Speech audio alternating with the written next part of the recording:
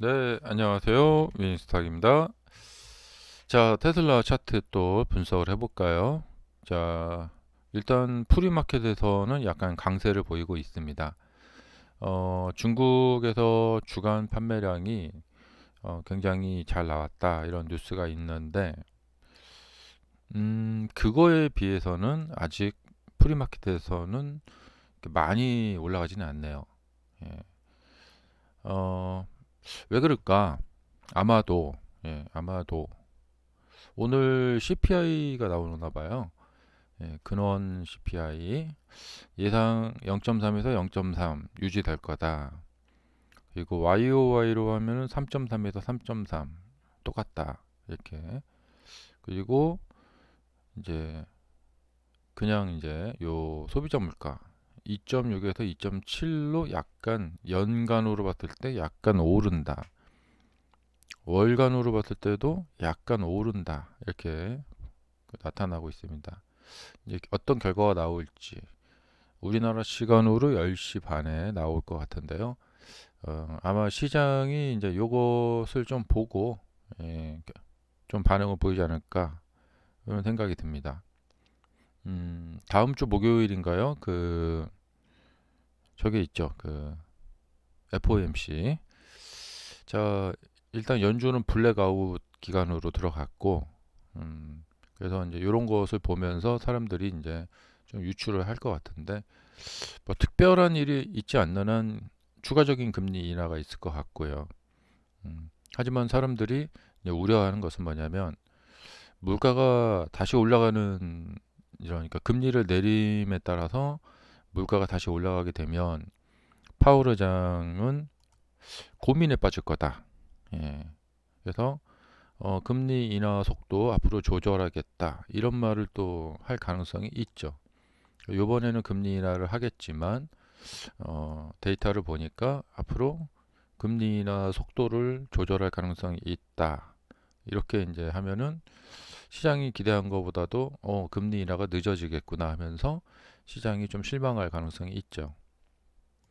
그래서 오늘 아마 10시 반까지는 아마 뭐 크게 움직이진 않을 것 같아요. 음, 그래서 지금 약간씩 어제 지금 많이 내렸기 때문에 엔비디아도 약간 좀 반등을 하고 있고 그러고 있습니다. 그리고 어제 이제 구글이 이게 아주 화제였죠. 양자 컴퓨터 윌로우라는 칩셋 구글이 만들었다. 그 발표해서 자 알파벳 구글 주가가 여기서 갭상승을 했습니다. 음, 양자 컴퓨터는 뭐 지금 이제 아직 초기 단계라서 사람들이 그 의견들이 많이 분분한 것 같아요. 저도 양자 컴퓨터가 속속들이 뭐가 어떻게 돌아가는 건지는 저도 이제 정확히는 모르겠어요. 하지만 이제 주가의 반응을 봤을 때 양자 컴퓨터가 이제 이 주가를 움직일 수 있는 그런 어떤 토픽이다 이거죠. 그래서 사람들이 이거 이제 보고 있다. 자, 뭐 미래에는 양자 컴퓨터의 세상이 될 거라는 것은 이제 거진 뭐 기정사실인 것 같아요. 그게 이제 얼마나 빨리 오느냐, 또 어느 정도 이제 파괴적으로 오느냐, 그럴 것 같고, 어, 그래서 이제 양자 컴퓨터가 이제 상용화되고, 이제 많이 이제 보급이 되고, 또 그 가격도 좀 낮아지고, 그렇게 되면은 그런 세상에서 이제 어떤 세상이 펼쳐질까? 예, 정말 뭐 수십만 배, 기존 슈퍼컴퓨터보다 뭐 수십만 배, 수백만 배 빠르다고 하잖아요. 어, 이제 가히 상상이 안 가죠. 네. 그래서 이 양자 컴퓨터가 어, 심지어는 이 암호화 체계도 다 깨버릴 수도 있다. 그래서 이더리움 같은 경우가 좀 많이 빠졌어요. 어제 쫙 빠졌다가 리바운딩을 좀 보여주고 있는데 위태위태하죠. 만약에 양자 컴퓨터를 가지고 어떤 이제 나쁜 마음을 먹고 그런 단체들한테 이 양자 컴퓨터가 만약에 수중에 들어간다. 예. 그리고 사실 이건 이제 뭐냐면 국가 보안 문제에도 걸려 있죠. 예. 각국 외국의 뭐 군사 정보나 외교 정보나 모든 통신 라인 정보들을 암호화를 깨버릴 수가 있다. 그러면은 세상이 뒤집어져 버리는 거죠. 그리고 특히나 이제 이 금융 시스템의 보안, 예. 이 금융 시스템에 만약에 보안이 깨져버린다. 뭐 해커들에 의해서 그러면 사실 우리가 가지고 있는 돈은 이 전산상의 전산상의 숫자로만 갖고 있죠. 우리가 현금도 쓰긴 쓰지만 대부분 카드를 많이 쓰기 때문에 그래서 뭐 이건 뭐 음모론이지만 어느 날 갑자기 전산 시스템에 있는 데이터들을 싹 지워버리는 거예요. 네. 그래서 갑자기 잔고가 0이 돼버릴 수도 있죠. 예. 그리고 뭐 뒤죽박죽 막 만들어 버릴 수도 있고. 여하튼 이 비트코인이라는 것은 암호화폐 그 말 그대로 강력한 암호 체계에 의해서 보호를 받고 있다라는 전제 하에 이게 지금 움직이고 있는 건데 이 암호 체계가 깨져버려서 뒤죽박죽 돼 버렸다. 예. 그러면은 데이터 백업이나 뭐 이런 거 있잖아요. 그러니까 우리 금융 전산망에 있는 우리 잔고 같은 경우도 그렇고 잔고 증명을 매번 해놓지 않는다. 혹은 통장 정리를 해놓지 않는다. 그럼 어느 날 뭐 이게 블랙아웃이라는 말을 쓰던데 갑자기 0이 돼버리면 나 얼마 있었는데요 가서 이렇게 증명을 하려면 뭐 증명할 길이 없다거나 뭐 그런 거 있죠. 여하튼 구글 소식 때문에 좀 코인 시장이 흔들렸던 그런 모습을 보였습니다. 그래서 이게 이제 시장의 움직임이죠. 음. 자, 그렇고요.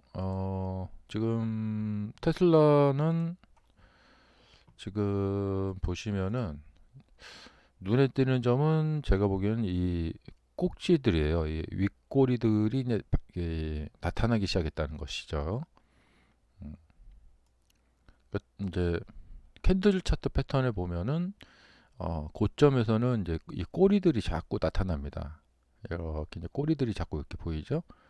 그리고 이제 바닥에서는 또 바닥 밑에 밑꼬리들이 자꾸 나타나게 됩니다. 여기서도 중요한 시점이었는데 이게 이제 작년에 있었던 패턴하고 비슷한 건데 어,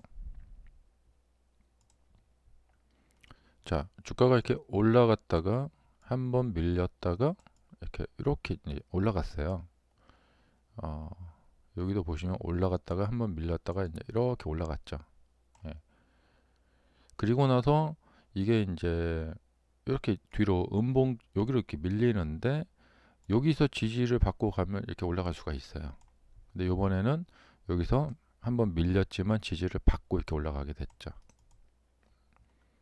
작년에는 여기서 못 올라갔고 그래서 추세 이탈을 하려고 했던 시점이 여기인데 자 올라갔다가 밀렸다가 여기서 이렇게 했고 양봉으로 돌파를 하면서 이렇게 여기서 랠리가 나올 뻔 했는데 일단은 한번 밀렸고 거기서 위기 상황이 있었는데 밑꼬리를 달면서 아주 잘 지지를 해줬어요.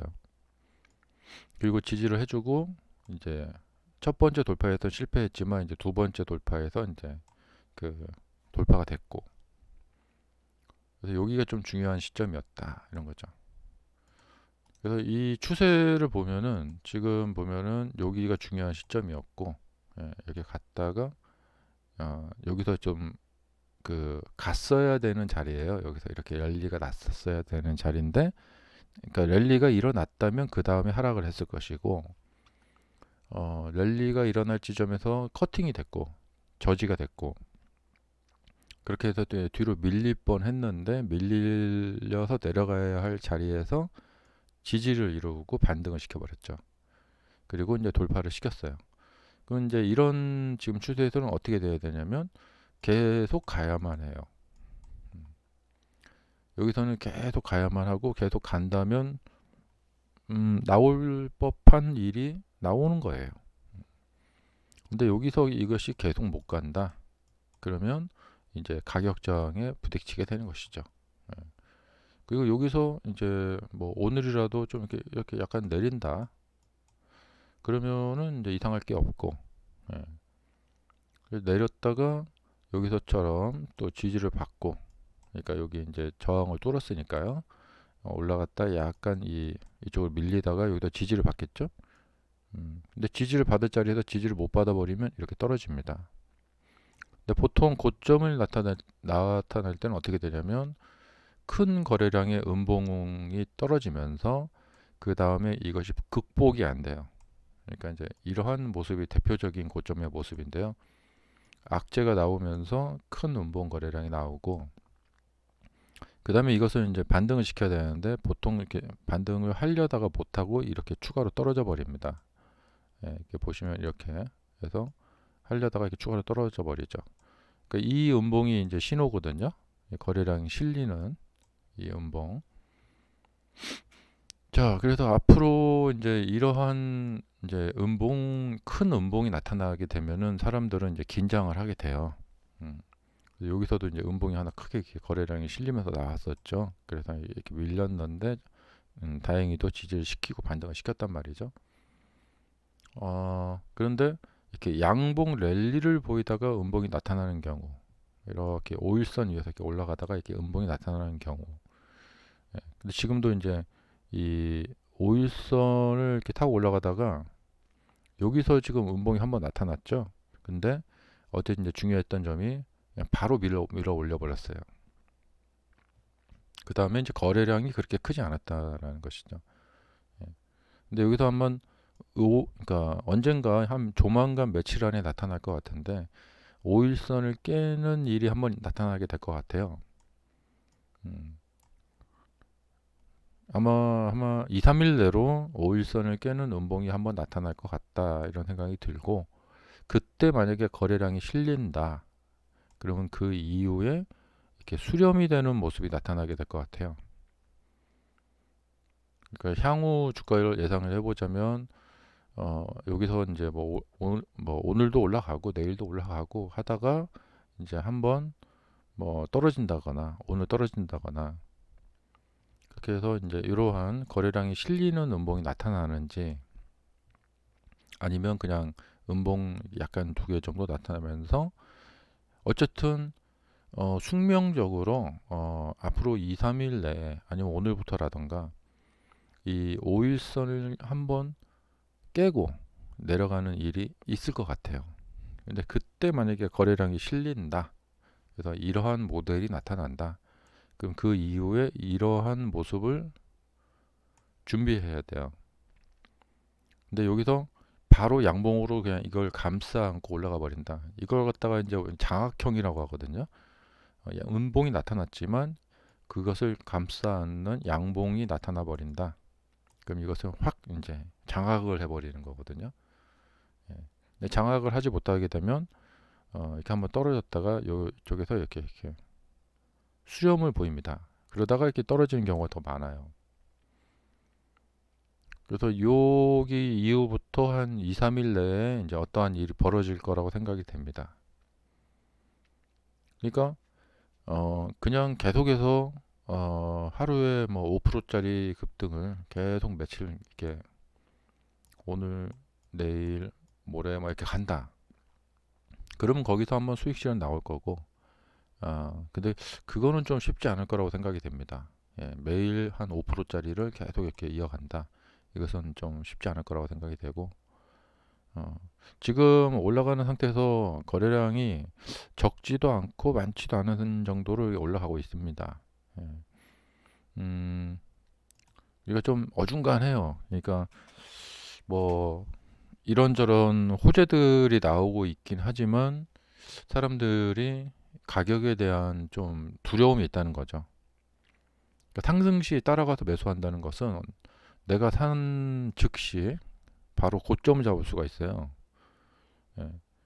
근데 상승 초반에는 고점을 잡아도 이런 데서 잡아도 이렇게 밀렸다가 또 다시 이제 상승 추세가 이어지기 때문에 이렇게 수익을 낼 수가 있지만 이게 끝없이 가진 않거든요. 그래서 상승가 초반에 잡지 않으면은 이제 세컨드, 서드 기회로 가게 되면 매수하는 즉시 이게 제일 위에 고점을 잡을 수가 있기 때문에 그런 리스크가 있기 때문에 해칭을 같이 걸어주는 거죠. 예. 그러니까 우리가 보면은 크게 보면은 이렇게 하락했을 때 가서 이렇게 떨어지는 칼날을 잡는 경우가 있고요. 그다음에 어디로 갈지 모르게 이렇게 횡보를 하고 있을 때 횡보의 끝점 뭐 이럴 때 가서 사는 경우가 있고, 그다음에 이제 상승을 할 때 상승을 쫓아가서 사는 경우가 있죠. 예. 크게 보면 세 가지죠. 그래서 어 사실 이 상승을 할 때 가서 산다는 것은 이후에 내가 조정을 당해도 괜찮다. 뭐 그럴 수 있다. 예. 그러니까 고생을 할 마음 폭을 잡고 들어가는 거예요. 하지만 이 조정이 이렇게 쭉 하락으로 이어지지는 않을 거다. 그러니까 이렇게 눌림목에서 이렇게 이런 경우가 이제 그런 경우거든요. 여기서 매수해서 이런 눌림목을 이렇게 당하지만 결국에는 이렇게 갈 거다. 음. 이런 경우에 매수를 합니다. 자, 그래서 이 차트로 봤을 때는 며칠 안에 이렇게 5일선을 깨는 이런 일이 나타날 것 같고, 이 5일선을 깨기 전에 나타나는 징후들이 뭐냐면 이런 꼬리들이 나타난다라는 것이죠. 윗꼬리들이 나타난다. 그래서 많이 올라가서 윗꼬리들이 나타나기 시작하면은 이제 고점을 형성하는 그런 경우가 많이 생깁니다.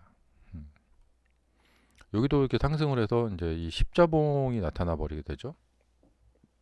그리고 이렇게 윗꼬리들이 자꾸 나타나죠. 이렇게.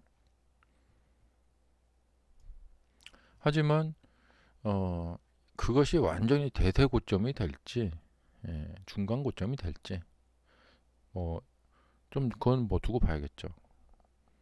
이게 윗골이 나타나서 하락을 해도 조정을 또 했다가 또 올라갈 수 있잖아요. 이렇게 이게 이제 깊이 내려올지. 이제 지금 상태에서는 계속해서 연일 호재만 나오고 있기 때문에 글쎄요, 뭐 뭐랄까 무슨 이유 때문에 하락할지는 지금 상태로는 알 수가 없죠. 음. 하지만 많이 올라갔기 때문에 가격장을 보일 것이다 이런 생각이 들고요. 어, 만약에 밀린다면은 아마 한 313 내지는 325 정도에서 1차적으로 지지가 될 것 같아요. 음. 자, 이 참으로 이 상승 기간에는 참으로 그게 어렵습니다. 그러니까 이제 이게 이제 과거에도 보시면은 제가 참 많이 기억나는 분이 이 20년 말에 그 당시 900달러였던가 그랬어요. 분할 전에. 어떤 그 저기 분이 저한테 물어보셨어요. 그 900달러에 자기 갖고 있는 여윳돈은 한 번에 몰빵을 하고 싶다. 근데 장기 투자를 할 것이다. 10년간. 그래서 그 10년간 장기 투자를 하겠다라는 마음만 변치 않으신다면 해볼 만하다. 하지만 이 이후에 주식시장에 존재하는 악마가 여러분, 그러니까 당신의 그 인내심의 한계, 끝을 보일 거다. 예. 근데 그분이 진짜로 매수하자마자 하락을 많이 당했고, 또 긴 시간 동안에 걸려서 이제 수익을 한번 받고, 그러다가 이렇게 밀어버렸고, 다시 본전됐고, 다시 밀어버렸고, 예. 다시 수익이 왔고, 막 이러잖아요. 그러니까 바로 이 과정입니다. 예. 그러니까 지금 사시는 분들도 마찬가지예요. 이 400달러에 이제 사신다. 예. 그럼 이 이후에 이것은 그냥 이제 하늘의 뜻입니다. 그냥 계속 상승을 해버리면 뭐 문제가 없죠. 그런데 어, 이후 그러니까 여기서 살 때 내가 산 가격 이하로 절대 안 내려간다. 나는 그냥 꽃길만 걸어갈 거다.